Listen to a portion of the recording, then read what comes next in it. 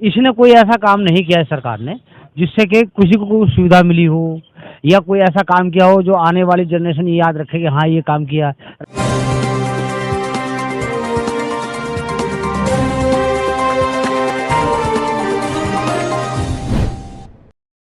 उत्तर प्रदेश 2022 विधानसभा चुनाव करीब है। अब सवाल सबसे बड़ा ये उठता है कि उत्तर प्रदेश विधानसभा चुनाव कैसे होगा, क्या ईवीएम से होगा या बैलेट पेपर से होगा। इस बार उत्तर प्रदेश की जनता क्या चाहती है, इस सिलसिले में हम मौजूद हैं लखनऊ के लालबाग क्षेत्र में और शर्मा टी स्टॉल पे। यहाँ पे जो लोग मौजूद हैं हम उनसे भी बात करेंगे।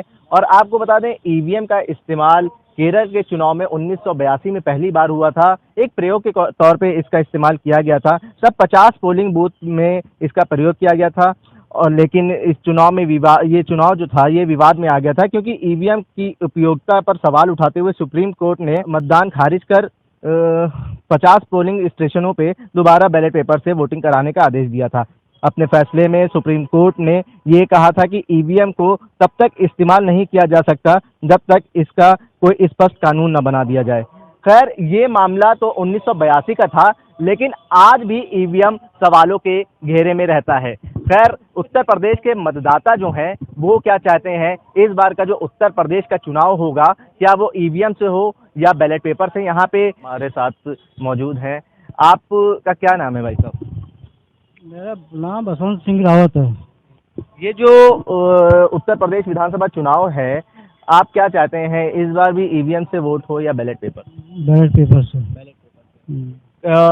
ईवीएम हमेशा सवालों के घेरे में रहा है कि ईवीएम टैंपरिंग हो रही है, हैकिंग हो रही है, और विपक्ष भी इस पे हमेशा हंगामा करता नजर आता है। तो उत्तर प्रदेश की जनता अब क्या चाहती है?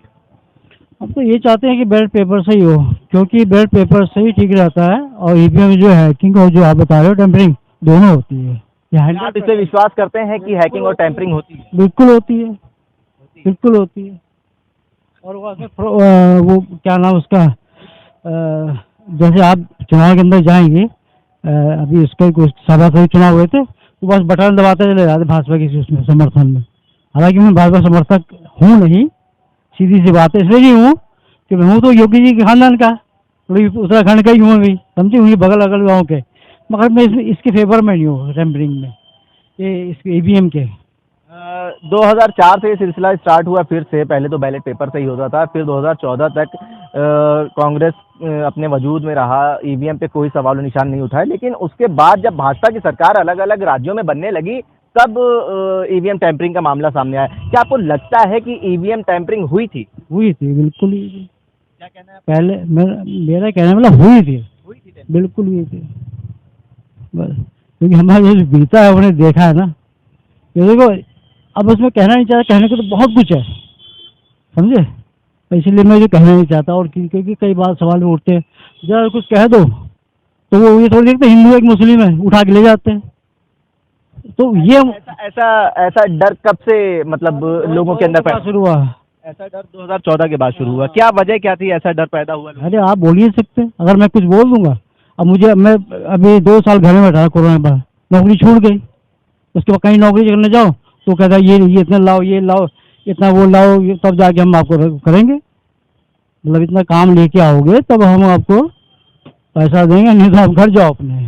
खैर, ये तो रही ईवीएम और बैलेट पेपर की बात। क्या आप भाजपा के कार्यकाल से संतुष्ट हैं? बिल्कुल नहीं, बिल्कुल जीरो।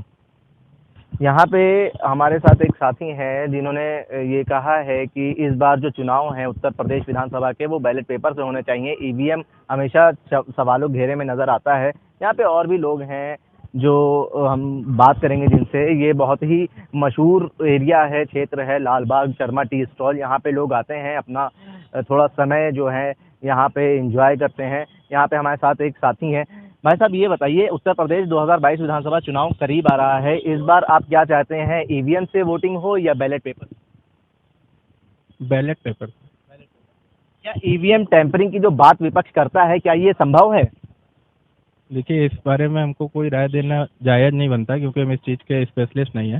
लेकिन हो सकता है टैंपरिंग होती हो सकता है ना भी होती हो, इसलिए उसका बात आपका जो है वो बैलेट पेपर पे बैलेट पेपर पे।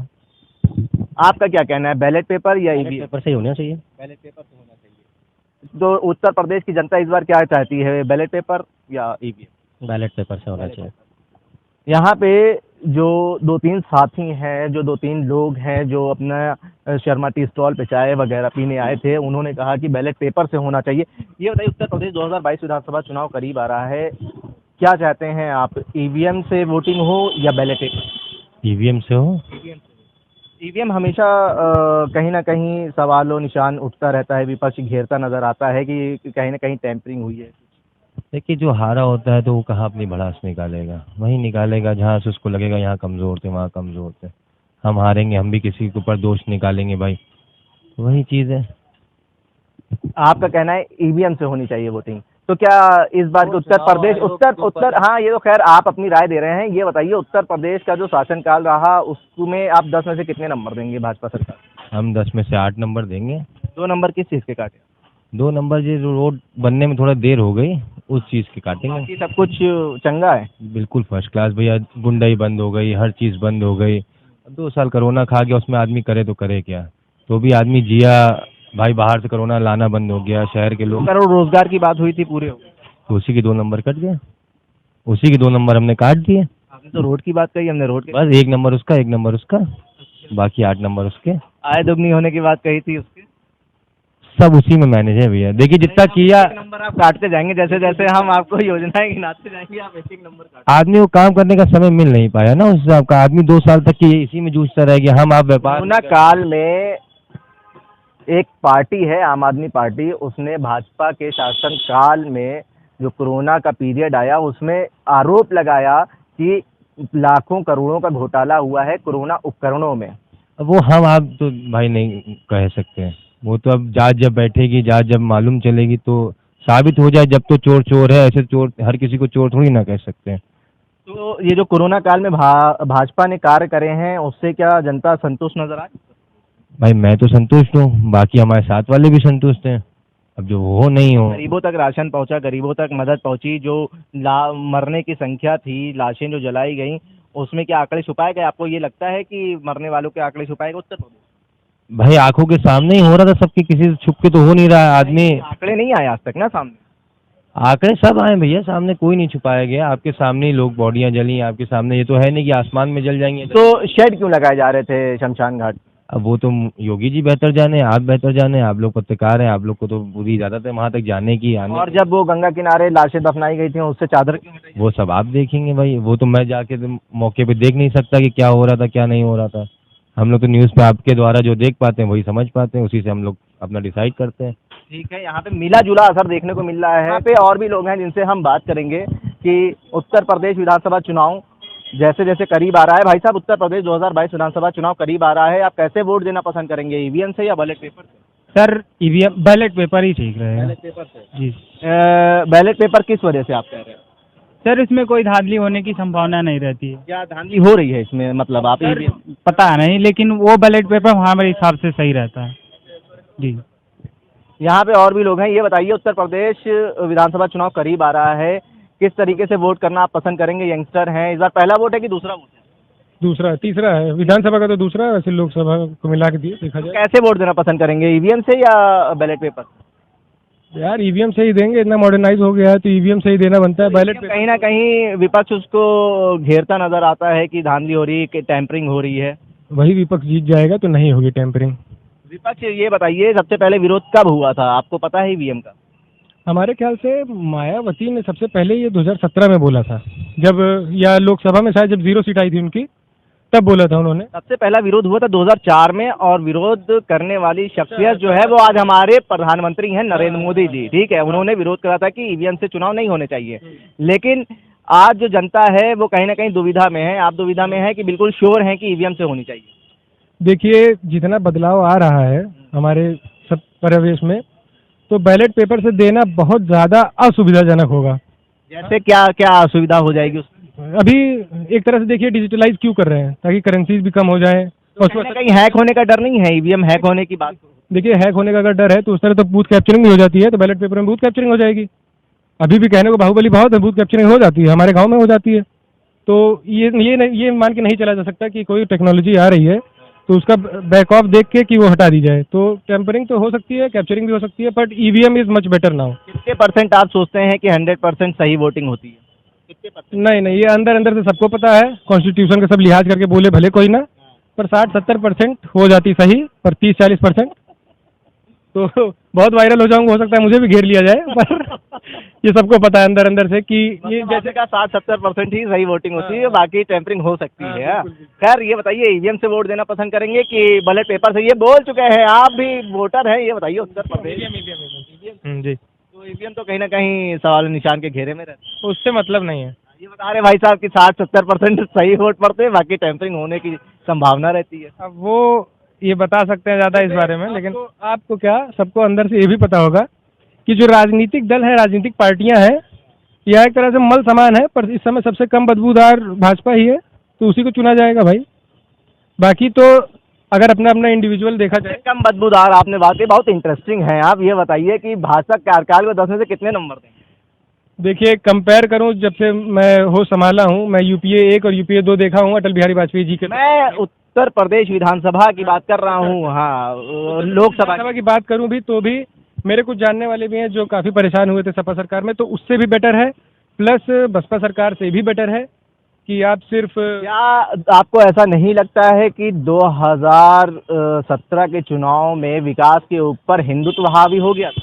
जी, हिंदू तो हावी हुआ था, हम खुद हिंदू हैं तो हम बोलेंगे हाँ हिंदू तो हावी हुआ था, इस बार भी होगा, क्योंकि मंदिर का निर्माण हो ही रहा है, तो आप सब जान रहे हैं कि मंदिर का मसला हल हो गया, कश्मीर का मसला हल हो गया, लेकिन जो 2 करोड़ रोजगार देने की बात कही थी उसका मसला हल नहीं हो पाया। तो ये सब रोजगार और महंगाई की मार भूल के जनता क्या इस बार फिर से हिंदुत्व हावी रहेगा? खैर वोट तो मैंने भी उन्हीं को दिया था, पोस्टर भी लग गया है 2 करोड़ रोजगार, हमारी 2 भर्ती फंस गई। आप भी हमें लगता है ग्रेजुएट हो गए होंगे, क्या पढ़ाई करी आप? बता रहा, मैं पोस्ट ग्रेजुएट हूँ इकोनॉमिक्स से, तो 2 भर्ती मेरी भी रुकी हुई है, एक एनटीपीसी वाली जो रुकी थी वो है। आप भी धरना दे चुके होंगे? धरना नहीं दिया हूँ, इसलिए नहीं दिया हूँ कि जिसको वोट दिया हूँ उसी के खिलाफ धरना देते भी बन नहीं रहा है, तो ट्वीट वगैरह तो किया हूँ, पर ऐसे विरोध दर्ज करा दिया है आपने? विरोध दर्ज करा दिया है, बिल्कुल विरोध। क्या इस बार वोट पे आप कह रहे हैं कि हम वोट पे विरोध नहीं दर्ज कराएंगे, वोट उसी को देंगे?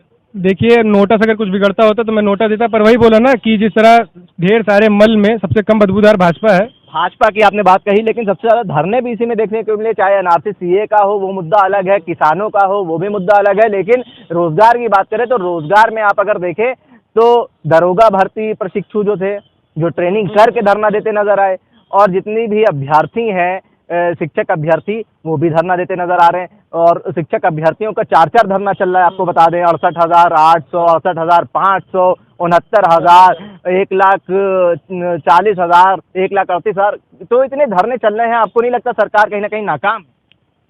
सरकार कहूँगा नहीं नाकाम है, पर हाँ दरोगा वालों को तो एरियर मिल जाएगा, क्या जरूरत है पोस्टिंग पे जाने की? नहीं मिल रहा है, कुछ ट्रेनिंग अपने पैसे से करें। और बताइए। ट्रेनिंग तो दरोगा वाले करते हैं, सही बात नहीं, अपने पैसे से करें, करते हैं वो बात अलग है, सरकार देती ना भैया, ट्रेनिंग का पैसा सरकार, वो अपने पैसे से करें। नहीं, सिपाही में जो है तनख्वाह मिलती है, वैसे दरोगा में 3500 ही मिलता था, तो सब अपनी जेब से ही लगाना पड़ता है।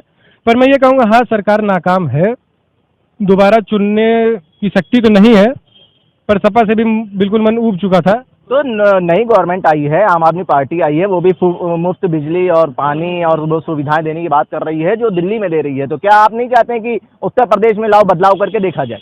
पकड़ होनी चाहिए ना, पश्चिम में हो सकता है थोड़ी बहुत सीट जीत जाए, संजय सिंह हमारे क्षेत्र से ही है, सुल्तानपुर अमेठी से ही, तो हो सकता है उधर भी थोड़ी बहुत निकाले, पर एक नेशनल पार्टी बीजेपी जिस तरह से मीडिया से लेकर एसपी के एकदम गायब हो गई है, ऐसी की आवाज है। गायब भी रहे तो ठीक है। देखिए अब लॉ एंड ऑर्डर उससे अच्छा किसी सरकार में नहीं चला है, कहने की बात है।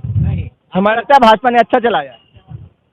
बीएसपी से कंपैरिजन करें तो हाँ थोड़ा सा कम अच्छा चलाया है, सपा से बेटर है, बट बीएसपी से कम अच्छा चलाया है, बट बात वही है ना, बसपा ने बहुत विकास करा। आप देख सकते हैं उत्तर प्रदेश की राजधानी और गाजियाबाद और नोएडा को एकदम चमका दिया है। तो आप कह रहे हैं कि गायब ही रहे तो बीएसपी अच्छा है? देखिए जिस समय थी उस समय हो सकता है उसका माइंडसेट थोड़ा सा रहा, बट अब बहुत ज़्यादा संकीर्ण। आपको ये कहीं ना कहीं ये नहीं लगता है कि उत्तर प्रदेश का जो चुनाव होता है उस पर जातिगत मतगणना होती है, मतलब मतदान होता है, जातिगत मतदान होता है कि हमारे बरादरी के हैं तो हम इन्हीं को वोट करेंगे, हमारी पार्टी है हिंदुत्व की पार्टी है तो हम क्या सपा हिंदुत्व की पार्टी नहीं है, सपा हिंदू पार्टी नहीं है, कांग्रेस हिंदू पार्टी नहीं है, आम आदमी पार्टी हिंदू पार्टी नहीं है, मुसलमानों की पार्टी मान लीजिए वो वैसी है। तो आप ये सपा हिंदू थोड़ा लगेगा विवादित बयान दे रहा हूँ, बट हाँ, सपा हिंदुत्व पार्टी है नहीं, और ना ही कांग्रेस है। जिस तरह पिछले प्रधानमंत्री जी ने बोला था कि हमारी जो सुख सुविधाएं हैं इन पे सबसे पहला हक माइनॉरिटी का है, तो मैं नहीं कहता हूँ कि 20% मुस्लिम माइनॉरिटी में है, उनको सेकंड मेजॉरिटी कहा जाएगा। सिख, ईसाई, पारसियों का माइनॉरिटी का है, पर मुस्लिम माइनॉरिटी में नहीं है। 100 में से अगर 20 आदमी मुस्लिम है तो उसको माइनॉरिटी नहीं कहेंगे, 100 में से 5-10 को माइनॉरिटी कहते हैं। बट हाँ, हिंदुत्ववादी ना सपा थी ना बसपा थी, एक 20% अगर मान लीजिए एक कमेटी के लोग हैं और उसमें 20% है, तो वैसे भी मुस्लिम जो हैं वो जर्नल में ही आ रहे हैं, वो आप क्या करेंगे। खैर, ये तो बहुत बड़ा मुद्दा है अगर आप रिजर्वेशन की बात करें। लेकिन दूसरी तरफ ये उत्तर प्रदेश का वोटर क्या देख के वोट करता है, ये सबसे अहम मुद्दा है। विकास अगर देख के वोट करता तो सपा सरकार का दावा था कि विकास पे वोट होगा तो हमारी सरकार बनेगी। 2017 में विकास पे। अच्छा ये बताइए, आप एक बार बताइए, विकास को देख के इस बार वोट करेंगे? फिर से करेंगे। हर पार्टी में पार्क बनते थे, इस पार्टी में हाईवे आप देख के जाइए, अपने डेटा देखिए कितनी रोड। पूर्वांचल हाईवे किसने पास करवाया? किसने पास कराया था? आप बताइए, आप ज़्यादा जानकार होंगे, आप बताइए। हमने सवाल करा है, आप बताइए। चलिए मैं कह रहा हूँ कि चलिए सर, तो सरकार ने पास करवाया था पूर्वांचल एक्सप्रेसवे, पर ये तो प्रक्रिया है ना, चलती रहेगी। 5 साल आपको रहना, आप चले जाएंगे। लेकिन सपा भी तो कह रही है कि भैया कार्य हमारे फीता तुम काट रहे हो। जैसे मेट्रो काम कंप्लीट नहीं हुआ, मेट्रो का फीता कट गया और जाके बीच में रुक गई मवैया पे। मेट्रो सीढ़ी लगा के लोग उतरे। मेट्रो पास हुई थी मायावती जी की सरकार में। शिलान्यास होने की बात नहीं, ये कार्य किसमें हुआ पास? शिलान्यास हो रहे हैं भाजपा सरकार में। अरे तो पैसा किसको पास कराना है? ये भी आपकी बात वही पकड़ रहा हूँ ना मैं, जैसे आपने कहा पैसा किसको देखिए, पास करना है। ये पूर्वांचल एक्सप्रेसवे जो है अटल जी ने पास करवाया था, लेकिन पैसा किसने लगाया ये भी बात देखने वाली होती है। पैसा हमने लगाया भैया, टैक्स पेयर्स ने लगाया पैसा। कौन सा अखिलेश यादव ने? लोग हमें मिले थे, कह रहे थे महंगाई भी एक विकास है। अब ये बताइए विकास इस पे तो हम खुद दुखी हूँ थोड़ा, कि पेट्रोल से लेकर और जितने पेट्रोलियम से लेकर, मतलब अगर सरसों के तेल का दाम बढ़ रहा है तो उसका फायदा किसान को जा रहा है, क्या जा रहा है किसान? नहीं, ऐसा कुछ नहीं। महंगाई कुछ ड्रॉबैक्स रहते हैं। क्यों? भाजपा जीती नहीं थी 2014 लोकसभा की बात करूंगा, कांग्रेस हारी थी, मेन बात ये थी। उसी तरह अभी भाजपा का भी डाउनफॉल चल रहा है, लेकिन अभी जीतेगी, ये श्योर शॉट होके कह रहा हूँ कि विधानसभा में 300+ सीटें आ रही हैं। सबसे बड़ी बात ये बताइए, क्या इस बार भी विधानसभा चुनाव में 2022 विधानसभा चुनाव में हिंदुत्व का मुद्दा हावी रहेगा? हिंदुत्व प्लस जातिवाद दोनों। हाँ सही। हावी रहने का कारण ये हावी बनवाया जाता ना, तभी तो होता है। कैसे इस बार बनवाया जाए? वो जैसे कारण होते हैं ना कि समाज में जातिगत जैसे फैला हुआ है, उसको नेताओं के द्वारा बयान देना, उससे बनाया जाता है ना, वो तो ऑटोमेटिक बन जाता है। वो आप भी जान रहे हैं, समाज भी जानता है, देश भी जान रहा है, वो कैसे खत्म हो सकता है? बहुत अच्छा लगा आप लोगों से बात करके। ये इन्होंने साफ तौर पे, बहुत कम लोग होते हैं ऐसे जो खुल के बोलते हैं, इन्होंने खुल के बोला कि उत्तर प्रदेश में हिंदुत्व का मुद्दा जो है इस बार फिर से हावी रहेगा 2022 विधानसभा चुनाव में। यहाँ पे और भी लोग हैं जिनसे हम बात करेंगे कि उत्तर प्रदेश 2022 विधानसभा चुनाव करीब आ रहा है, तो किस तरीके से आप वोट डालना पसंद करेंगे, क्या ईवीएम से या बैलेट पेपर? देखिए, ईवीएम और बैलेट पेपर हम लोग नहीं जानते भाई साहब, हम लोग समर्थक किसी के नहीं है। लेकिन अगर हिंदुत्व पे देखा जाए तो बीजेपी के संबंध मतलब हैं हम लोग, उसके संबंधित में हम लोग कार्य कर भी रहे हैं और उसके सपोर्टर हैं, क्योंकि हिंदुत्व के लिए। और बाकी तो हम बीजेपी से एक पैसे का लाभ नहीं पाए हैं। आप बताइए, इस बार उत्तर प्रदेश विधानसभा चुनाव में कैसे वोट डालना पसंद करेंगे, ईवीएम से या बैलेट पेपर से? जो सुविधा अवेलेबल होगी। किसकी सरकार बनना देखना चाहते हैं? महाराज जी की। मतलब आप खुश हैं कार्यकाल? जी हैं? जी, खुश भी है, नहीं भी है। किस वजह से नहीं है?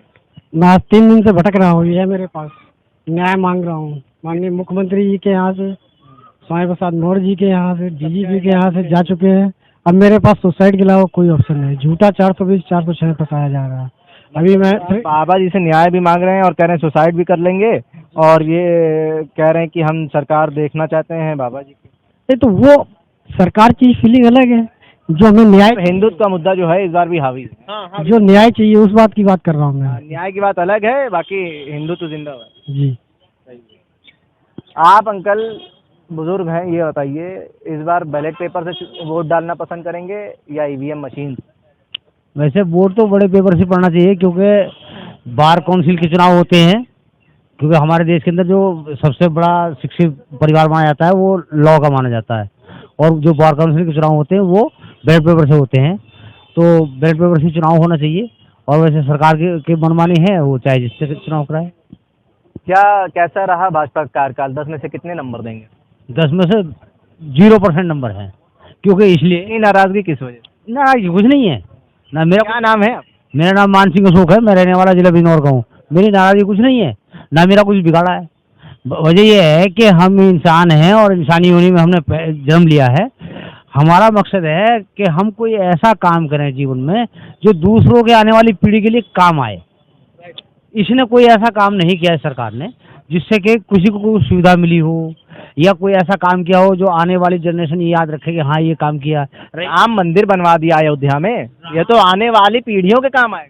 जहाँ जहाँ राम मंदिर का मसला है उससे किसी को कोई रोजगार है या कोई ऐसी चीज नहीं मिली। राम मंदिर का तमाम मंदिर खड़े हैं, लोगों ने पत्थर की मूर्ति भगवान की वो बनाता है इंसान, और इंसान ही उसको पूछता है। क्या है ये ड्रामा है सिर्फ। क्या राम मंदिर के मुद्दे पे इस बार वोट नहीं देगी जनता? राम मंदिर के मुद्दे ने वोट ही नहीं देगी इनको। राम मंदिर के मुद्दे ने वोट ही नहीं देगी इनको। आप विकास की बात कर रहे हैं? जी विकास की बात कर रहा हूँ। विकास की बात करके 2017 में अखिलेश चुनाव हार चुके हैं, हिंदुत्व का मुद्दा हावी हो गया था, क्या इस बार हावी नहीं हो पाएगा? देखिए ऐसा है, अखिलेश जो चुनाव हारे ना, तो ये मनमानी करने वाले चुनाव जीत रहते हैं, और सरकार आपकी बात कोई अखिलेश की नहीं बनेगी। आप समझे कि अखिलेश की सरकार बन जाएगी या मायावती की सरकार बन जाएगी या भाजपा की सरकार बन जाएगी, कोई नया चेहरा सामने आएगा 100%, आपको बता रहा हूँ, और वो सफल होगा। आपको क्या लगता है, क्या इस बार महंगाई, बेरोजगारी और असुविधा जो है वो कहीं ना कहीं हिंदुत्व से मार खाती नजर आएगी? देखिए पहली बात तो हिंदुत्व का कोई मुद्दा ही नहीं रहा, नंबर 1, क्योंकि हिंदुत्व का मुद्दा राम जन्म भूमि थी, वो सब हो गया है। अब राम मंदिर बन रहा है तो हिंदुत्व का तो मुद्दा ही खत्म हो गया है। और जहाँ महंगाई की बात है, आप अच्छी तरीके जानते हैं, आप तो सब जगह घूमते हैं, इंटरव्यू लेते हैं लोगों का, कि महंगाई से और बेरोजगारी से और किसान कितना पीड़ित है। हर आदमी इसमें ये समझिए इतनी बुरी तरह पीड़ित हो गया है कि आदमी जीने के लिए परेशान है, तो कौन वोट दे देगा, ये है। यहाँ पे जो अंकल हैं उनका कहना है कि बैलेट पेपर से वोट होना चाहिए, और जो सरकार है उसने कोई ऐसा कार्य नहीं करा। मौजूदा सरकार के बारे में बता रहे हैं, जो मौजूदा सरकार है उसने कोई ऐसा कार्य नहीं करा है जिससे आने वाले जो पीढ़ी है उसको फायदा पहुंचे। खैर यहाँ पे मिला जुला असर देखने को मिला, कुछ भाजपा समर्थक भी मिले जो कह रहे थे कि हमारी पिछली बार से ज़्यादा सीटें आएंगी, और कुछ जो लोग थे जो कह रहे थे इस बार जो होगा वो जनता बदलाव चाहती है। और जैसे ये बुजुर्ग हैं हमारे साथ, उन्होंने कहा ना अखिलेश आएंगे ना भाजपा आएगी, इस बार जनता कोई नया चेहरा लेके आना चाहती है। अब आने वाले समय में क्या नतीजा होता है, किसकी सरकार बनती है, क्या कोई नई पार्टी फायदा उठा पाती है या पुरानी पार्टियां ही जो है वो रिपीट करेंगी, इस बार काफ़ी अहम होने वाला है उत्तर प्रदेश विधानसभा चुनाव। नज़र बनाए रखिएगा हमारे साथ। मैं आकिब मिराज खान, जनसंदेश टाइम्स, लखनऊ।